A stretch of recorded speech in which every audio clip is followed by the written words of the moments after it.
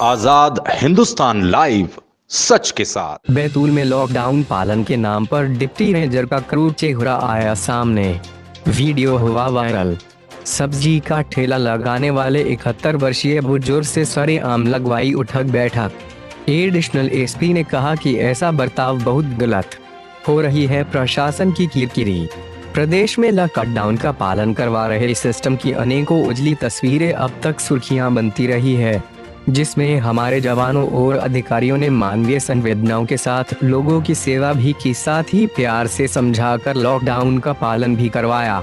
लेकिन मध्य प्रदेश के बैतूल में एक बदरंग और शर्मसार कर देने वाली तस्वीर उस समय सामने आई जब एक डिप्टी रेंजर ने सब्जी का ठेला लगाकर जीवन यापन करने वाले एक 71 साल के बुजुर्ग से कानून के नाम पर सरे बाजार उठक बैठक लगवा डाली। ऐसा बुजुर्ग जो ठीक से चलना तो दूर बैठ भी नहीं पाता था, उसे दी गई इस सजा से प्रशासन की यहाँ खूब किरकिरी हो रही है। बूढ़े का गुनाह सिर्फ इतना था कि उसने अपना पेट पालने के लिए सब्जी की दुकान लगा ली थी। यह एक तस्वीर बैतूल के कोसमी इलाके की है। यहाँ 71 साल के गजन बरकड़े ने सड़क किनारे सब्जी की दुकान लगा ली थी। रविवार को साप्ताहिक बाजार का दिन होने से बुजुर्ग ने दुकान देर शाम तक लगाए रखी।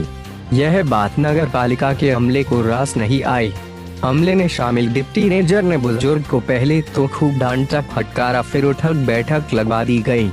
इस नज़ारे को जिसने भी देखा उसे वृद्ध पर तो तरस आया ही, साथ ही लॉकडाउन का पालन करवाने निकले कर्मचारियों की बुद्धि पर भी तरस आ गया। इस तानाशाह डिप्टी रेंजर का नाम श्रीराम पिंपलकर है। इस संबंध में बुजुर्ग गजन बरकड़े का कहना है कि हमको दुकान खोलने का समय नहीं पता था। वो आए और उन्होंने हमसे 10 उठक बैठक लगवाए। बहुत तकलीफ हुई साहेब। हमारी उम्र 71 साल है। अगर वह हमें समझा देते तो हम आगे से कभी दुकान नहीं लगाते। हमारे साथ गलत हुआ है। वहीं डिप्टी रेंजर श्रीराम पिंपलकर का कहना है कि उनको 2-3 बार पहले भी समझाया था, लेकिन जब नहीं माने तो कल उनको उठक बैठक लगवाई और हिदायत दी है कि आगे से दुकान ना लगाए। इस बारे में एडिशनल एसपी श्रद्धा जोशी का कहना है, सब्जी की दुकान खोलने का समय सुबह 7 से 11 है। वैसे भी वृद्ध जनों को कोरोना में बाहर नहीं निकलना चाहिए।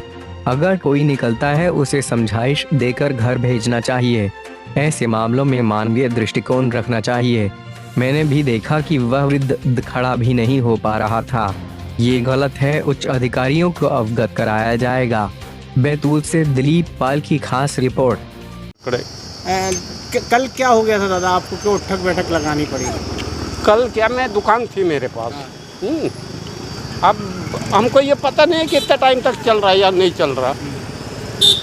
तो कल उन्हें आया भाई पुलिस वाले, तो उठक बैठक कराए। कितने साल के हो आप? मैं भैया 71-72 साल का हूँ। अच्छा, तो आपको कितनी तकलीफ हुई थी उठक बैठक में? हुई जो वो मेरे को मालूम, अब सामने वाले को थोड़ी मालूम। कैसा लग रहा था जब वो लगाए थे? तो मैं एकदम पर आ गए उठते बैठते। ऐसा नहीं, आपको गलत नहीं लगा? तो गलत नहीं लगा तो क्या लगा? कोई मैंने मुंह नहीं चलाया, कुछ नहीं। मैंने कहा साहब मैं बंद करता हूँ, मैं आज से नहीं लगाता हूँ। सूचना पहले में दे देते तो हम काहे को लगाते, नहीं लगाया। लॉकडाउन के दौरान जो शॉपकीपर्स हैं या जो सब्जियां बेचने वाले हैं उनके लेकर क्या निर्देश हैं? जो निर्देश हैं उसमें ये निर्देश है कि सुबह 7 से 11 बजे तक सब्जी वालों के, सब्जी फल वालों के ठेले लगेंगे, दुकानें ओपन होंगी। तत्पश्चात जो भी लोकल मार्केट है उसमें 10 बजे से 5 बजे तक सभी को छूट के अभी निर्देश प्राप्त हुए हैं।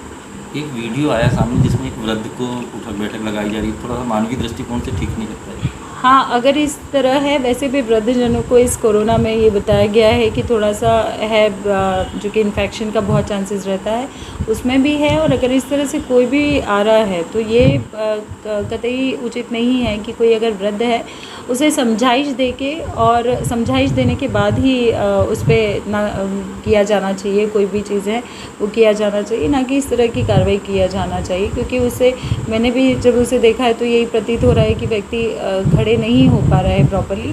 तो एक मानवीय दृष्टिकोण को रखते हुए, जैसे हम लोगों के द्वारा भी जो बीच बीच में नवाचार इस संबंध में किए गए हैं, उसमें ये ज़रूर देखा गया है कि ऐसे कोई शारीरिक क्षमता से बाहर तो नहीं है, और इस समय ऐसा ना हो कि ऐसे कुछ करते हुए किसी भी इंसान को इसमें कोई भी शारीरिक क्षति पहुँचे। उसी के मद्देनज़र अगर वृद्धजनों के साथ अगर ऐसा हो रहा है तो वो उचित नहीं है।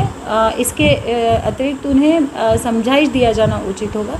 तो यही इसमें मैं कहना चाहूँगी कि अगर वृद्धजनों के द्वारा ऐसा हो रहा है और जो कि अभी छूट के मापदंडों को नहीं अगर पूरा कर रहे हैं, तो उन्हें प्रॉपर्ली इसके संबंध में ब्रीफ किया जाना उचित कोई है। निर्देश जारी करेंगे इसके लिए? अभी इसमें इस संबंध में इस तथ्य को एसपी सर से बिल्कुल मैं उन्हें इससे अवगत कराते हुए जो भी रहेगा फिर आप सभी को इस संबंध में पता चलेगा।